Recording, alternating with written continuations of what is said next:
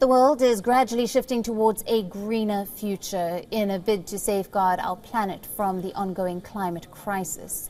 In a first, after all-night negotiations, the European Union have struck a political deal to impose a carbon dioxide emissions tariff on imports of polluting goods, such as steel and cement.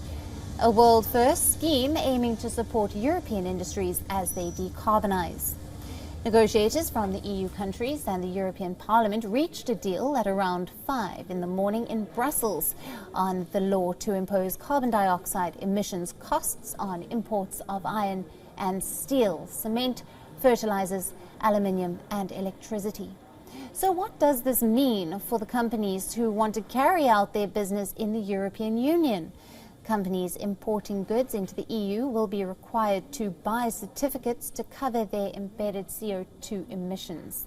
The scheme is designed to apply the same CO2 cost to overseas firms and domestic EU industries, the latter of which are already required to buy permits from the EU carbon market when they pollute. The aim of the levy is to prevent European industry from being undercut by cheaper goods made in countries with weaker environmental rules. It will also apply to imported hydrogen, which was not in the original EU proposal, but which the EU lawmakers pushed for in the negotiations.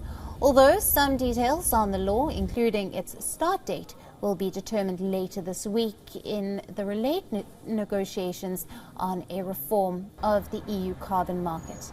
As currently, the EU gives domestic industry free carbon dioxide permits to shield them from foreign competition.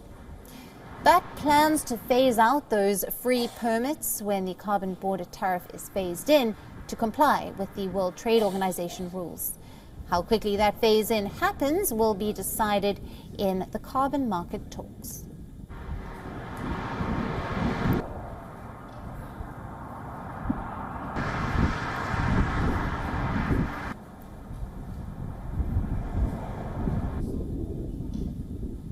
WION now available in your country.